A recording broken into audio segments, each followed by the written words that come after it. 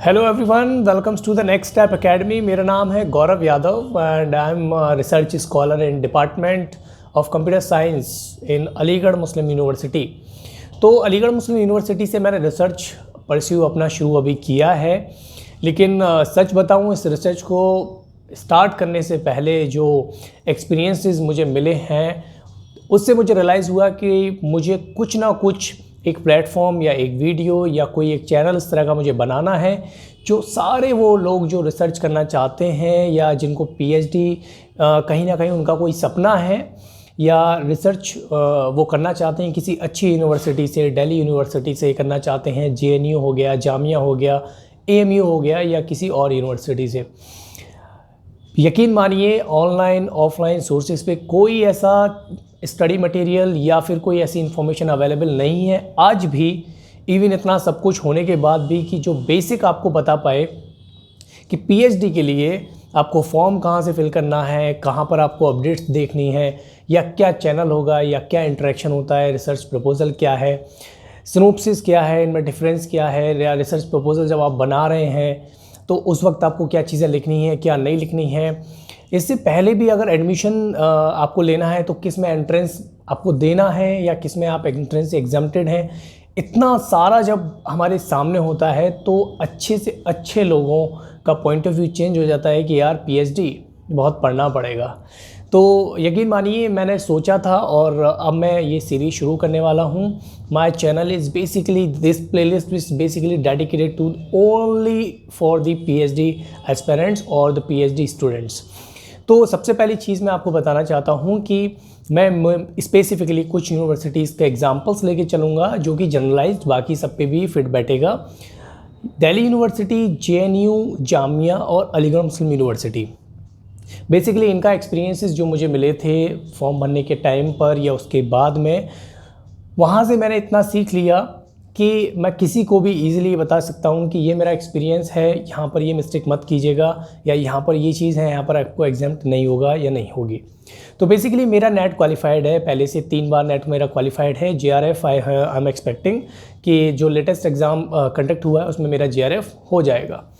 तो बात करते हैं सबसे पहले कि अगर आपका नेट क्वालिफाई है, ठीक है, अगर आपका नेट क्वालिफाई है तो दिल्ली यूनिवर्सिटी और जामिया और अलीगढ़ मुस्लिम यूनिवर्सिटी आपको एग्जेम्प्ट रखती हैं उनके एंट्रेंस एग्जामिनेशन से। देखिए, एंट्रेंस एग्जामिनेशन आपके लिए ऑप्शनल हो जाता है।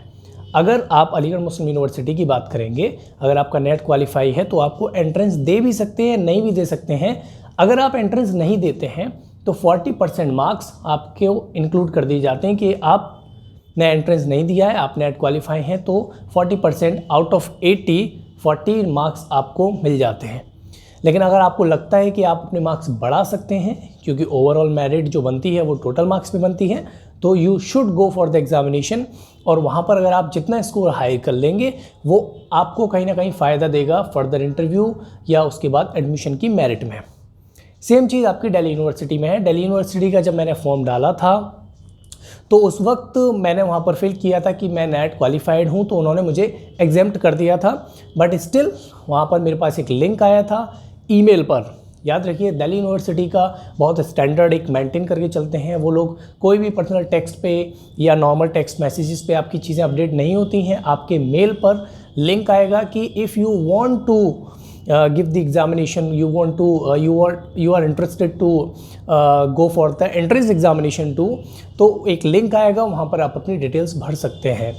तो अगर आप नेट क्वालिफाई हैं, दिल्ली यूनिवर्सिटी और एएमयू ये आपको ऑप्शनल कैटेगरी प्रोवाइड कराती हैं एंट्रेंस के लिए, और आपके डायरेक्टली अगर आप प्रेजेंटेशन और वाइवा में जाना चाहते हैं उसके लिए। जामिया के केस में अगर मैं बात करूंगा तो जामिया के केस में अगर आप नेट क्वालिफाई हैं तो कोई एडमिट कार्ड आपका आएगा नहीं, सीधे आपको मिलेगा प्रेजेंटेशन कम इंटरव्यू, जहां पर आपको अपना रिसर्च प्रपोजल या सिनॉप्सिस जो भी है वो आप सबमिट करेंगे डायरेक्टली।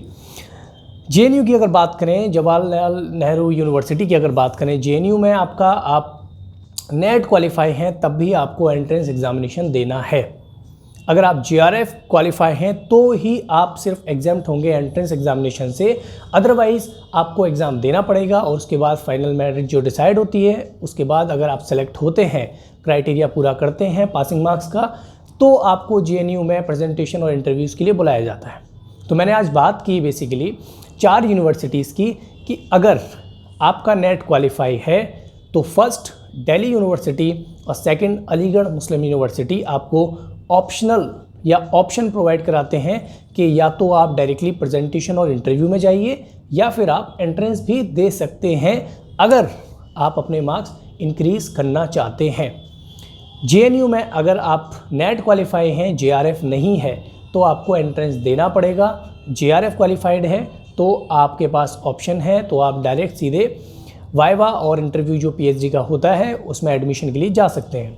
अगर मैं जामिया की बात करूं तो अगर आपका नेट क्वालिफाई है, JRF क्वालिफाई है, दोनों क्वालिफाई हैं, तो आप सीधे के सीधे प्रेजेंटेशन कम वाइवा में जाएंगे।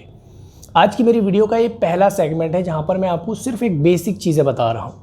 आने वाले टाइम में मैं दिल्ली यूनिवर्सिटी के लिए स्पेसिफिक एग्ज़ाम पैटर्न, उसके प्रीवियस क्वेश्चंस पेपर और मेरा खुद का पर्सनल एक्सपीरियंस दिल्ली यूनिवर्सिटी में वाइवा का प्रेजेंटेशन का किस तरह का था। इसके अलावा अलीगढ़ मुस्लिम यूनिवर्सिटी में ऑलरेडी मैं परस्यू कर रहा हूं, तो वहां का पूरा चैनल मैं आपको बताऊंगा कि एग्ज़ाम का पैटर्न क्या रहता है, एग्ज़ाम कि मैं मिनिमम क्राइटेरिया उनका पासिंग मार्क्स का क्या है, प्रेजेंटेशन और इंटरव्यूज़ के लिए आपको किस तरह से प्रिपेयर करना है, और इसके अलावा JNU और जामिया का भी मैं आपको सेम चीज़ें बनाऊँगा।